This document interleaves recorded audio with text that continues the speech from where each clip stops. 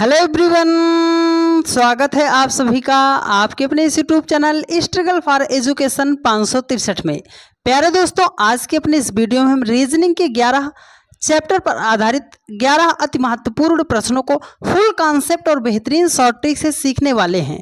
तो यदि आप इस वीडियो को पूरा अच्छे तरीके से देखते हैं तो यकीन मानिएगा डियर फ्रेंड्स कि एक भी सवाल इतने टाइप का आपका कभी भी गलत नहीं होगा, लेकिन आपको वीडियो को बहुत ही ध्यानपूर्वक देखना पड़ेगा। और आज की यह क्लास जो है dear friends SSC, CGL, CSL, NTPC, group D, railway, LP technician, UPP, UPSI सभी एग्जाम की दृष्टि से मोस्ट इंपॉर्टेंट है, जहां पर भी रीजनिंग पूछी जाती है। तो बिल्कुल धैर्य के साथ आप देखने का प्रयास कीजिएगा, कॉपी और कलम के साथ बैठिएगा, सब कुछ आपको बेहतरीन तरीके से हम समझाने का प्रयास करेंगे। तो चलिए, जैसे ही हमारे सामने ये पहला क्वेश्चन दिया गया है, क्वेश्चन 1 में है, ये क्वेश्चन है नंबर एनालॉजी का। सर हम कैसे पहचानेंगे? एकदम बेसिक से आपको बता रहे हैं, तो एकदम शिद्दत से आप देखने का प्रयास कीजिएगा। नंबर एनालॉजी का क्वेश्चन है, कैसे पहचानेंगे? देखो, अगर एक रेशियो और एक प्रोपोर्शन फिर एक रेशियो दिखाई दे जाए तो वो होता है क्वेश्चन एनालॉजी का। अगर यहाँ पर नंबर लिखा गया है तो ये क्वेश्चन हो जाएगा नंबर एनालॉजी का।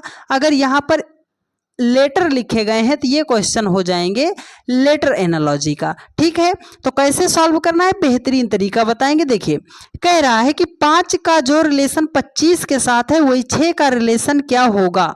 तो सर 5 से हमें 25 बनाना है, कैसे बनाएंगे? एक सिंपल सा तरीका हमें दिख रहा है सर कि 5 को अगर हम 5 से मल्टीप्लाई कर देंगे तो 25 हो जाएगा।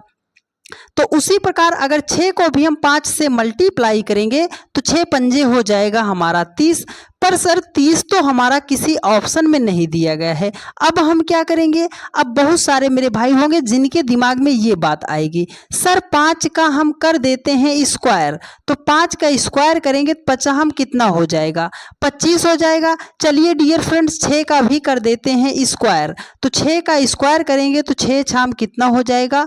36 हो जाएगा। सर 36 भी तो ऑप्शन में नहीं दिया गया है। सर हमारी गाड़ी साइड लग गई है और हमारा चालान कट गया है। तो अब हम कैसे करेंगे इस क्वेश्चन को? बेहतरीन तरीका बता रहे हैं, तो जरा ध्यान से आप समझिएगा। देखिए, यहाँ पर है 5 से हमें बनाना है 25। कैसे बनाएंगे? देखो, ये 5 है, 5 को अगर हम अगली संख्या से मल्टीप्लाई कर दें तो 5 के बाद 6 आता है, 6 से मल्टीप्लाई कर दें तो 6 पंजे हो जाएगा हमारा 30 हो जाएगा। सर हमें 25 लाना है, तो 30 से अगर हम 5 को माइनस कर देंगे तो हमारा 25 हो जाएगा। तो सर यहाँ पर 6 है, 6 को हम किस संख्या से मल्टीप्लाई करेंगे? देखो, 5 को 6 से मल्टीप्लाई किया है तो 6 को अगली संख्या 7 से मल्टीप्लाई करेंगे तो 7 छंगे कितना हो जाएगा? आप बोलोगे सर 42 हो जाएगा। यहाँ पर हमने कितना माइनस किया था?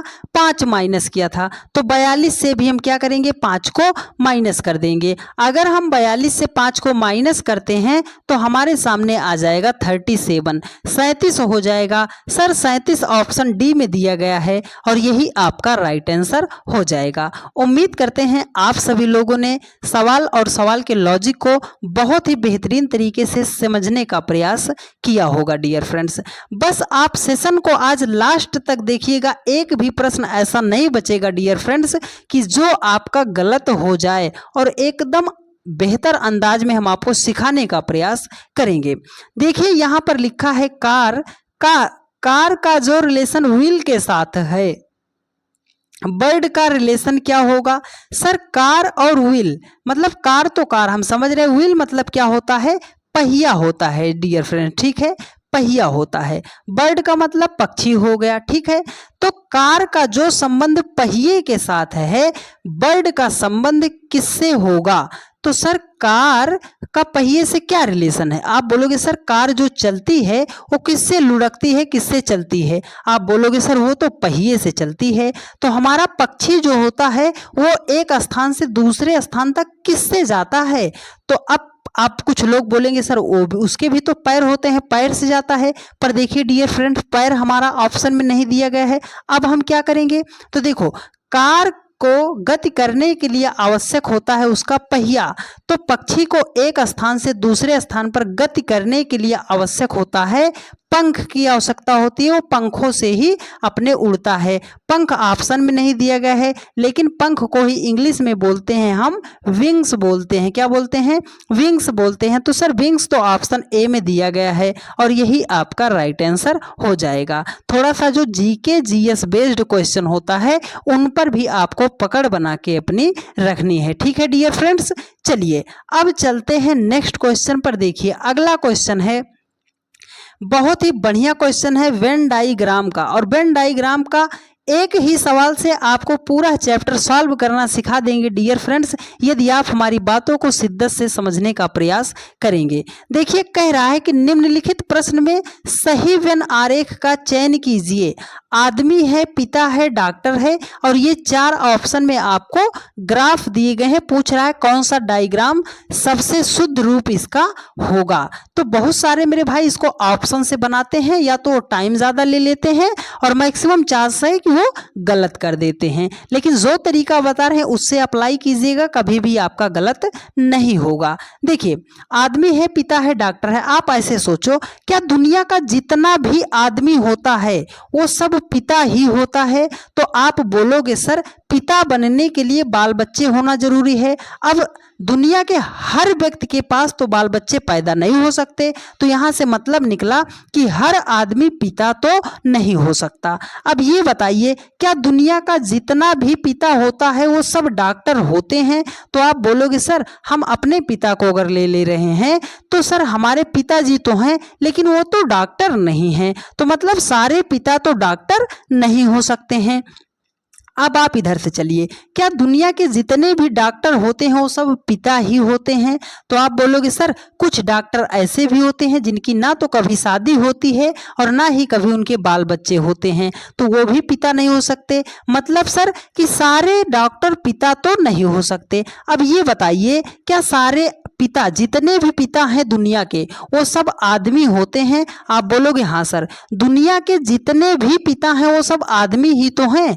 अच्छा अब एक बार तीसरे का पहले से रिलेशन बना लो, क्या दुनिया का जितना डॉक्टर है वो सब आदमी होता है? आप बोलोगे हाँ सर, मतलब डॉक्टर और पिता है ना, पिता और डॉक्टर ये आदमी के ही अंतर्गत आते हैं, तो हमने आदमी को कर दिया बाहर। अब बताओ पिता और डॉक्टर सभी तो नहीं हो सकते, लेकिन कुछ पिता डॉक्टर भी होते हैं और कुछ डॉक्टर क्या होते हैं, पिता भी होते हैं। तो डॉक्टर और पिता में हो जाएगा कुछ का संबंध। ऐसा ग्राफ आपको कहाँ पे दिखाई दे रहा है? आप बोलोगे सर ऑप्शन सी में दिखाई दे रहा है, और यही आपका राइट आंसर हो जाएगा। उम्मीद करते हैं आप सभी लोगों ने बहुत ही बेहतरीन तरीके से समझने का प्रयास किया होगा। यदि आप आज की इस 11 के 11 सवालों में बने रह गए डियर फ्रेंड्स, तो आपको अलग ही मजा आएगा क्वेश्चनों को सॉल्व करने में, रीजनिंग के सवालों को। देखिए अगला क्वेश्चन हमने आपके लिए फिर से वेन आरेख का ही क्वेश्चन रखा है। देखो कह रहा है कि निम्नलिखित प्रश्न में सही वेन आरेख का चयन कीजिए। अब की बार क्या है सर, मेज है, कछुआ है, फर्नीचर है, तो इसमें आपको ग्राफ बनाना है। तो कैसे बनाना है, जो तरीका बताए हैं अप्लाई कीजिए। देखिए क्या दुनिया की जितनी भी मेज होती है वो सब कछुआ होती है? आप कहोगे अरे सर काहे ऐसी बात कर रहे हो, मेज और कछुआ में तो कोई रिलेशन ही नहीं है। मेज तो हमारा निर्जीव होता है और कछुआ तो हमारा सजीव होता है, एक जंतु है। अच्छा मतलब दोनों में कोई रिलेशन नहीं है, ठीक है सर। अब इधर आप चलिए, कछुआ, दुनिया के जितने भी कछुआ होते हैं क्या वो फर्नीचर होते हैं? आप बोलोगे नहीं सर फर्नीचर में तो बहुत सारी चीजें आ जाती हैं लेकिन कछुआ नहीं आता है। अब रिवर्स चलो, देखो क्या जितनी भी फर्नीचर होती है वो कछुआ होती हैं? आप बोलोगे नहीं सर एक भी फर्नीचर हमारा कछुआ नहीं होता। क्या सभी कछुए जो होते हैं वो फर्नीचर होते हैं? आप बोलोगे कदापि नहीं हो सकता। तो सर कछुआ ना तो फर्नीचर हो सकता है ना तो मेज हो सकता है, कछुआ तो हमारा क्या हो जाएगा, अलग हो जाएगा। अब ये बताओ क्या जितनी भी फर्नीचर होती है वो सब मेज होती हैं? आप बोलोगे नहीं सर, क्योंकि फर्नीचर में आपकी कुर्सी भी आ जाती है ना, कुर्सी भी आ जाती है, तो सारी फर्नीचर मेज तो नहीं हो सकती। लेकिन हाँ जितनी भी मेज है वो सब क्या होती है, फर्नीचर के अंतर्गत आती है। तो हमने बनाया इसको मेज और उसके बाहर कर दिया फर्नीचर। तो ऐसा ग्राफ आपको कहाँ पे दिखाई दे रहा है? आप बोलोगे सर ऑप्शन डी, है ना, ऑप्शन डी आपका राइट आंसर हो जाएगा। ठीक है डियर फ्रेंड्स, बस आप सभी लोगों से एक ही बात बोलेंगे डियर फ्रेंड्स, इस क्लास को आप मिस मत कीजिएगा, क्योंकि इस क्लास में हमने हर एक टाइप के सवालों को रखा है जहां पे आप मैक्सिमम फंस जाते हो सवालों को सॉल्व करने के लिए। तो बिल्कुल भी क्लास को स्किप मत कीजिएगा, समझाने की जिम्मेदारी हमारी है डियर फ्रेंड्स। देखिए अगला क्वेश्चन है, क्वेश्चन नंबर 5 कह रहा है निम्नलिखित प्रश्न में लुप्त संख्या ज्ञात कीजिए। लुप्त संख्या का मतलब सर ये जो क्वेश्चन मार्क के स्थान पर कौन सी संख्या होगी उसी को हमें ज्ञात करना है। तो कैसे ज्ञात करना है, कोई तरीका है? हाँ, आपको तरीका बता रहे हैं, इसलिए हमने आपको बोला है कि कॉन्सेप्ट और ट्रिक्स दोनों बताएंगे। तो पहले आप कॉन्सेप्ट समझ लीजिए। देखो, जब भी आपके सामने वर्ग में मिसिंग नंबर का क्वेश्चन आता है तो आपको सॉल्व कैसे करना है, ढूंढना है कि किधर को हम सॉल्व करेंगे।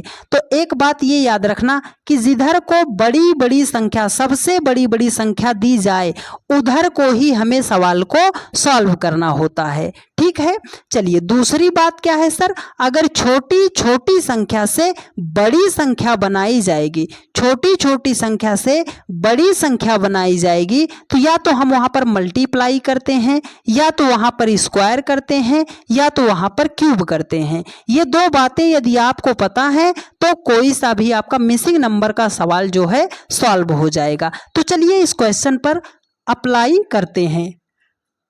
ठीक है डियर फ्रेंड्स, चलिए देखिए यहां पर दिया गया है सर 13 है, 7 है, 84 है, 4 है, 19 है, 72 है, 8 है, 14 है, क्वेश्चन मार्क है। सबसे पहली प्राथमिकता सर बड़ी संख्या ढूंढेंगे। 84 मिल गई, 72 मिल गई। अगर आपको इस रो में संख्या बड़ी मिलेगी तो मतलब सवाल को इस डायरेक्शन में सॉल्व करना है। अगर संख्या आपको नीचे की तरफ मिलेगी तो मतलब नीचे की तरफ आपको सॉल्व करना है। सर संख्या हमें तो यहाँ पर बड़ी मिली है तो मतलब लेफ्ट से हमें राइट की तरफ सवाल को सॉल्व करना है। तो चलो अब देखते हैं सर, यहां पर क्या है 84 है, अगर यहां पर 13 है, 13 से एक हम कम कर दें, 13 से अगर एक हम कम कर देंगे तो हो जाएगा 12। 12 को अगर हम 7 से मल्टीप्लाई कर दे रहे हैं तो 12 सते कितना हो जाएगा, 84 हो जाएगा। कितना हो जाएगा, 84 हो जाएगा। सर यहाँ पर 4 है, 19 है, अगर यहाँ पर हम 19 से एक कम कर दे रहे हैं तो हमारा हो जाएगा 18। 18 को अगर हम 4 से मल्टीप्लाई करेंगे तो 18 चौके हो जाएगा 72। सर इन दोनों में से किस संख्या से हम माइनस करेंगे? तो आप बोलोगे सर जो संख्या बड़ी है उसी से हमने माइनस किया है। तो 14 बड़ी है, 14 से एक माइनस करेंगे तो हो जाएगा हमारा 13। 13 को मल्टीप्लाई किससे करेंगे? सर जो संख्या बच गई है उसी संख्या से मल्टीप्लाई करेंगे। तो 13 को हम करेंगे 8 से मल्टीप्लाई।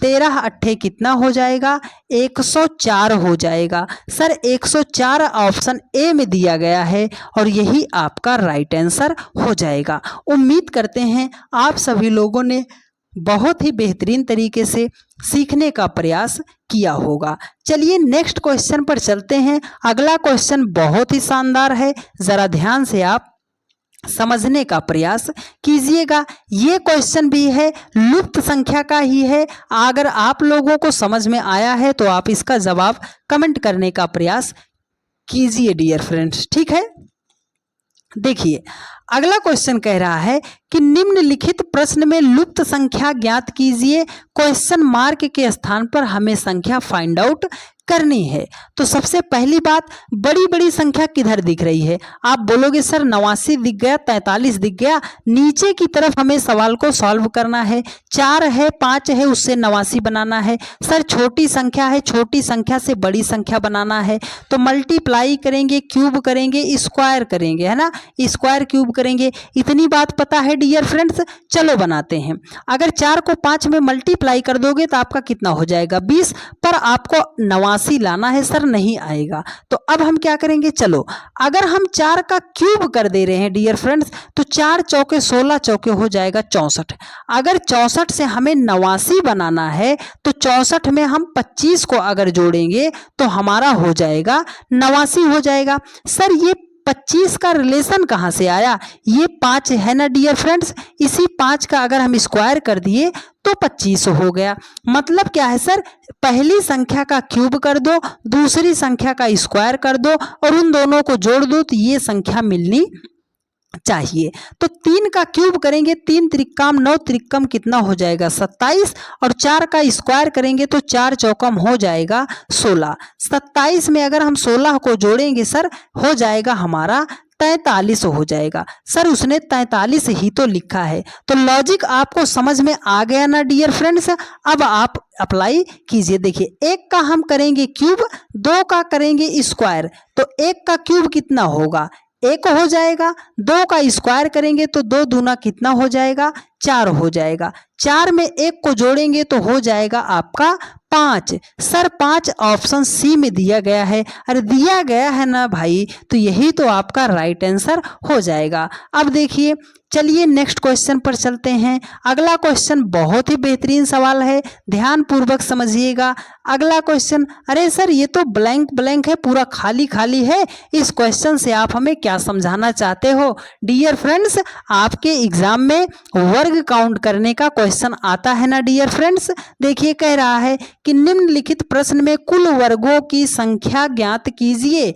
हमें इसमें फाइंड आउट करना है कि कितने वर्ग हैं। तो वर्ग का मतलब क्या होता है कि जिसकी चारों भुजा क्या हो बराबर हो, उसे हम बोलते हैं वर्ग। अब बहुत सारे मेरे भाई इसको कैसे गिनेंगे? सर 1 2 3 4 5 6 7 8 9, तो 9 गिनेंगे, 9 हो गया। सर 9 ऑप्शन में नहीं दिया गया है। अब थोड़ा कुछ लोग एक्स्ट्रा दिमाग लगाएंगे तो कैसे गिनेंगे? सर ये एक बाहर वाला मिल गया पूरा पूरा, 10 हो गया, 10 ऑप्शन में नहीं है। अब कुछ लोगों का दिमाग काम करेगा कि सर यहाँ तक देखो 10 हो गया है, ये हमारा क्या है एक 11 हो गया। अब इधर से चलेंगे तो ये क्या हो जाएगा हमारा सर 12 हो जाएगा। अब नीचे अगर यहाँ से चल रहे हैं सर, ये हो जाएगा हमारा 13 हो जाएगा। और इधर से चलेंगे सर यहाँ से यहाँ तक तो ये हो जाएगा हमारा 14 हो जाएगा। क्या हो जाएगा? 14 हो जाएगा। हाँ सर 14 है, 14 ऑप्शन सी में है और यही आपका राइट आंसर हो जाएगा। लेकिन इतना आपको गिनने की ज़रूरत नहीं है, इसका कोई तरीका है सर? हाँ डियर फ्रेंड्स, इसका तरीका है। तो चलो एकदम शॉर्ट मेथड आपको बताते हैं। देखो, इधर से आपने काउंट किया कितना हो गया 1, इधर से काउंट किया 2, इधर से काउंट किया 3। अब इधर से काउंट कर लो 1 2 3। जब याद रखना, जब भी वर्ग में आपको वर्ग की पूरी गिनती करनी है और ये दोनों साइड से नंबर बराबर आ जाएं तो आपको हर एक संख्या का स्क्वायर कर देना है, हर एक संख्या का स्क्वायर कर देना है।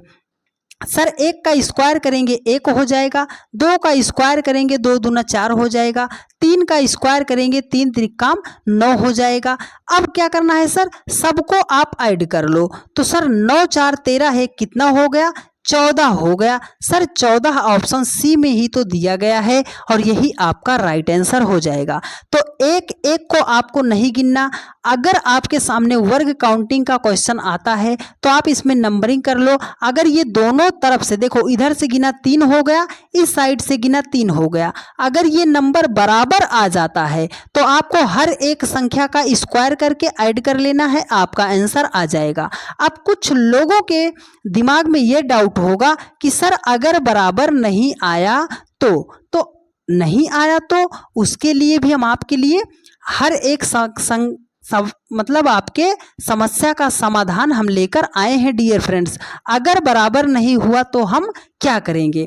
तो देखिए, क्वेश्चन 8 में कह रहा है कि निम्नलिखित प्रश्न में कुल वर्गों की संख्या ज्ञात कीजिए। तो अब हम सीख चुके हैं, ऐसे नहीं गिनेंगे 1 2 3 4 5 6 7 8, ऐसे नहीं गिनना। ठीक है डियर फ्रेंड्स, पहली रो को गिन लो और इधर से पहली रो को गिन लो। तो कैसे गिनेंगे, चलो गिनते हैं। देखो 1 2 3 4।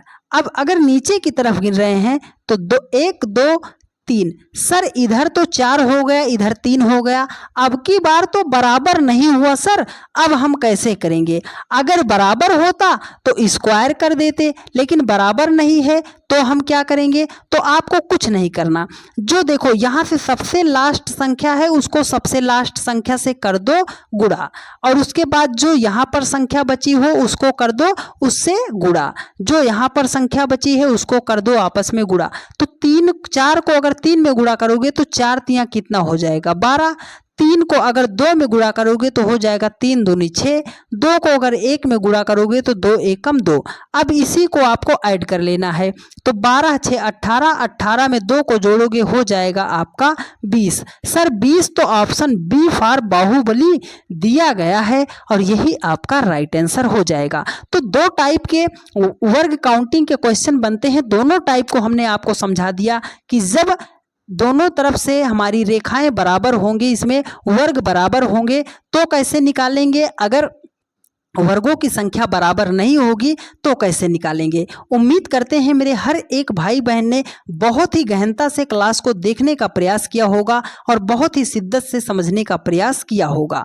ठीक है डियर फ्रेंड्स, चलिए नेक्स्ट क्वेश्चन पर चलते हैं, और उससे पहले आपसे एक हम्बल रिक्वेस्ट है डियर फ्रेंड्स, आप सभी जितने जन देख रहे हो भाई लोग, सबसे पहले एक बार आप सभी लोग क्या कीजिए, वीडियो को ज़्यादा से ज़्यादा लोगों के पास शेयर कर दीजिए। एक ऐसे सवाल की बात कर रहे हैं डियर फ्रेंड्स, जब इसके सवाल आते हैं तो अच्छे अच्छे बच्चे अपने हाथ खड़ा कर लेते हैं, उनकी गाड़ी जो है साइड लग जाती है और चालान तो कट ही जाता है। लेकिन आज आपको ऐसा तरीका बताएंगे कि ना तो आपकी गाड़ी जो है साइड लगेगी और ना ही आपका चालान कटेगा, बेहतरीन तरीके से आप समझने का प्रयास करोगे।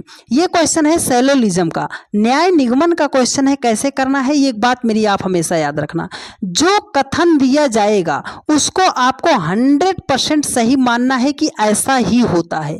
अगर वो बोल दिया कि जितने भी दुनिया के लड़के हैं वो सब लड़कियां हैं, तो आप ये मत कहने लग जाना कि सर लड़का लड़की कैसे हो सकता है। अगर उसने कथन में कह दिया है तो आपको 100% उसे सही मानना है कि अब दुनिया के सारे लड़के लड़की ही हो गए हैं। ये बात आपको हमेशा याद रखना है सैलोलिज्म के सवालों को सॉल्व करते वक्त, तो कथन हमारा 100% सही माना जाएगा। ठीक है, और कुछ बातें देखो, जब भी हमने मान लिया इसको हमने नाम दे दिया ए, इसके बाहर हमने खींच दिया बी, और ये हमने यहाँ पर रख दिया सी, ठीक है, और यहाँ पर हमने एक गोला बना दिया डी। अगर हम आपसे पूछे ए और सी में कोई रिलेशन है तो आप बोलोगे है या नहीं है। नहीं पता आपको तो एक मेरा वर्ड याद रखना, अगर गोला टचिंग में होगा, एक गोला दूसरे गोले को छू रहा होगा तो रिलेशन तो जरूर होगा, अगर नहीं छू रहा है तो नहीं होगा। सर ए का गोला यहाँ तक है, सी का गोला यहाँ तक है, टचिंग में नहीं है,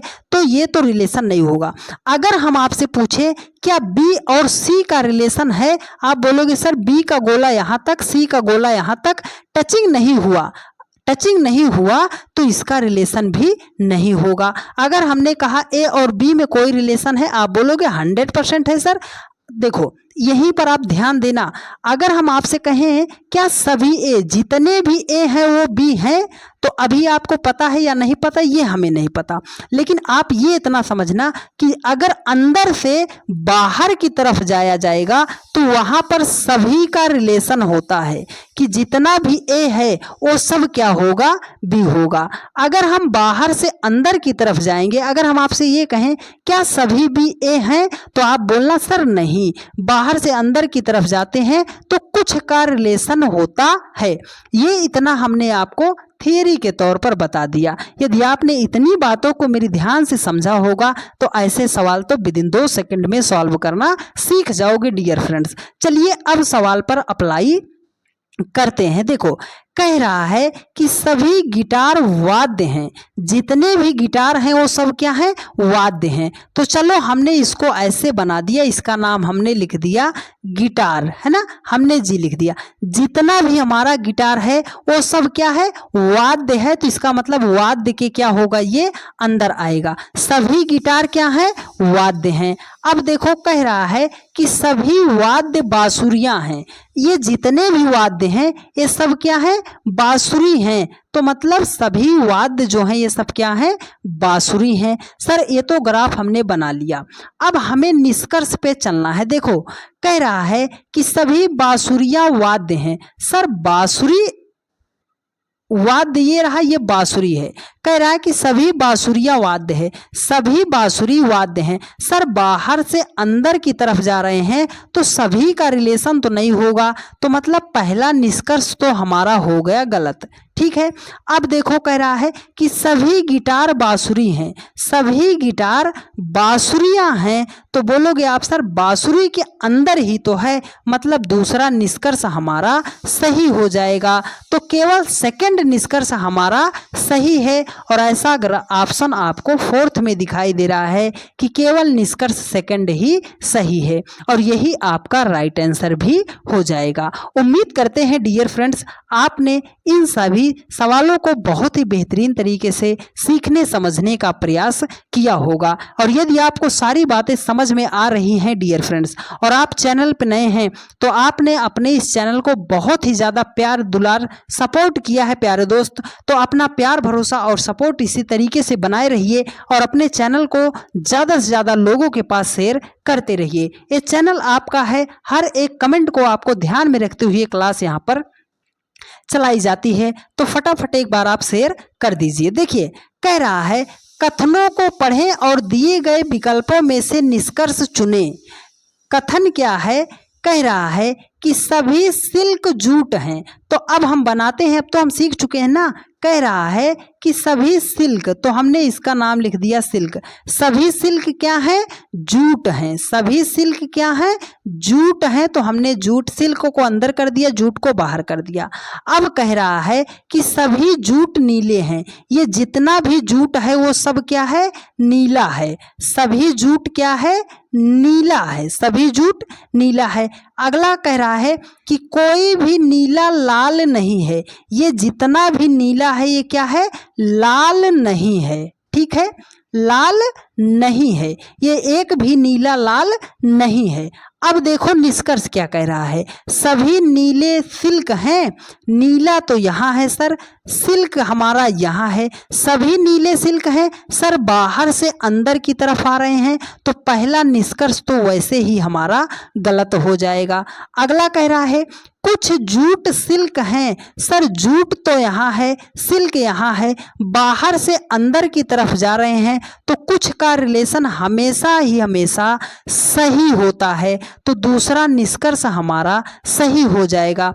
मतलब क्या है सर, केवल सेकंड निष्कर्ष सही है, और ऑप्शन फोर्थ में ऐसा ऑप्शन आपको दिखाई दे रहा है, इसलिए ऑप्शन फोर्थ ही आपका राइट आंसर हो जाएगा। उम्मीद करते हैं आप सभी भाई एवं बहनों ने बहुत ही बेहतरीन तरीके से सीखने समझने का प्रयास किया होगा। तो चलिए डियर फ्रेंड्स चलते हैं आज के लास्ट क्वेश्चन पर, और बहुत ही बेहतरीन सवाल, ऐसा तरीका बताएंगे डियर फ्रेंड्स कि जिंदगी भर आपका ये ऐसा प्रश्न गलत नहीं होगा। लेकिन आपको मेरी एक बात याद रखनी पड़ेगी। बात क्या है सर, आपको ढूंढना पड़ेगा कॉमन।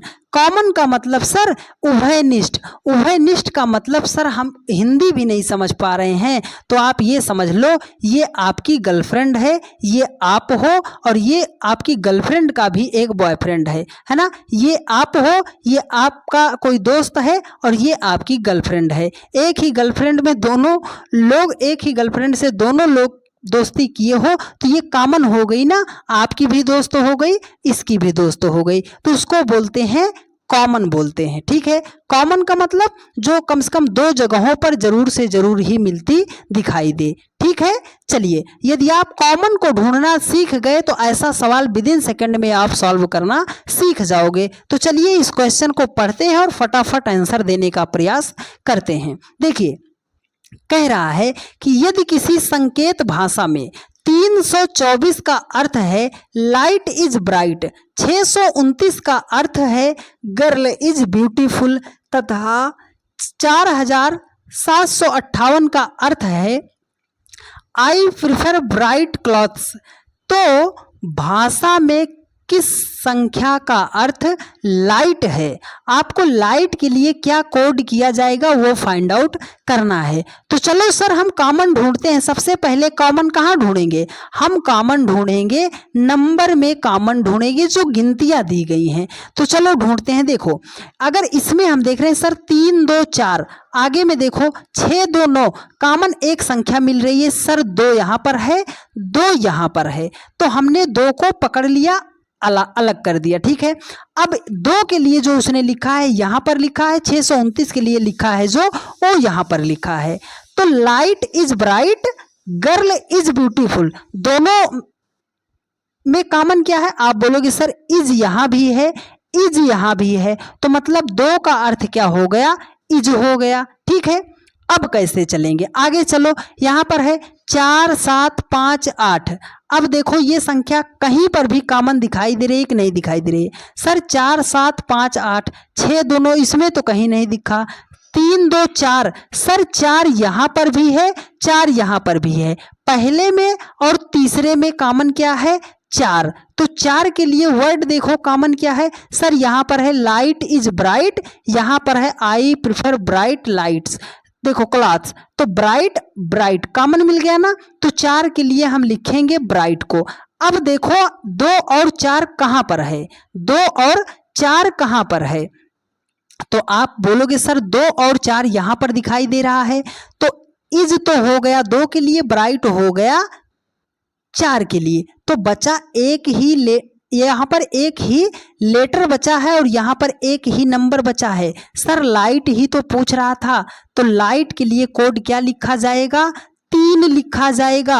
सर 3 ऑप्शन ए में दिया गया है। अरे दिया गया है ना रे बाबा, तो यही तो आपका राइट आंसर भी हो जाएगा। उम्मीद करते हैं आप सभी लोगों ने बहुत ही बेहतरीन तरीके से सवालों को सीखने और समझने का प्रयास किया होगा और 11 के 11 सभी सवालों को आपने बेहतरीन तरीके से समझ में सारी बातें आई होंगी। यदि आपको सारी बातें समझ में आई हैं और आप अपने इस चैनल को सपोर्ट करना चाहते हो डियर फ्रेंड्स, तो आप सभी लोग वीडियो को अपने सभी दोस्तों के पास शेयर कर दीजिएगा। ये आपसे हमारी हम्बल रिक्वेस्ट है। आपने इस परिवार को बहुत ही ज़्यादा प्यार दिया, बहुत ही ज़्यादा सपोर्ट किया, बहुत ही ज़्यादा भरोसा दिलाया है। तो बस ऐसे ही अपने प्यार भरोसे और सपोर्ट को बनाए रखिए। ज़्यादा से ज़्यादा लोगों के पास चैनल को शेयर करते रहिए। और यदि आप ये भूल गए कि सर हमें भी चैनल को सब्सक्राइब करना था, तो आप चैनल को सब्सक्राइब करके एक लाइक कर दीजिएगा और एक प्यारा सा कमेंट करके जरूर बता दीजिएगा कि आपको क्लास कैसी लगी है। और एक चीज हम और जानना चाहेंगे डियर फ्रेंड आपसे, बस थोड़ा सा कष्ट करके ये हमें बता दीजिएगा कि आप जो है किस जगह से हमारी वीडियोस को देख रहे हो। डेली की रात 8:45 पर क्लास चलती है, तो जहां कहीं पर भी रहा कीजिए 8:45 पर आप आके जुड़ जाए कीजिए। मिलते हैं आप लोगों से नेक्स्ट वीडियो में। धन्यवाद।